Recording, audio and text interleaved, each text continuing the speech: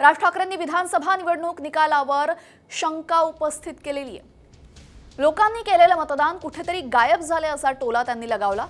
तर 13 खासदार असलेल्या काँग्रेसचे 15 आमदार कसे, शरद पवारांचे 8 खासदार निवडून आले आणि त्यांच्या पक्षाला 10 जागा कशा मिळाल्या असा सवालही त्यांनी उपस्थित करत विधानसभा निकालावर प्रश्नचिन्ह उपस्थित केले।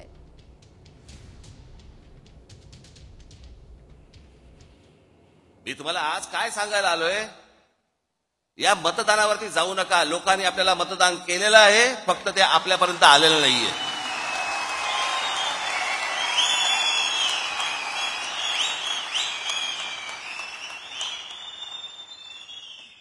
तुम्ही असं कुठेही मनामध्ये धरू नका की लोकांनी आपल्याला मतदान केलं नाही। लोकांनी मतदान केलं, पण ते केलेलं मतदान कुठेतरी गायब झालं।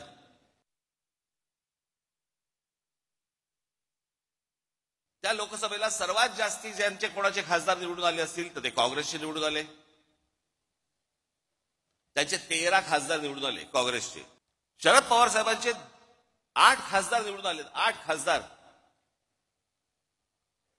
त्यांचे 10 आमदार येतात आणि लोकसभेला ज्या अजित पवारांचा 1 खासदार निवडून आलाय तिथे 42 आमदार येतात।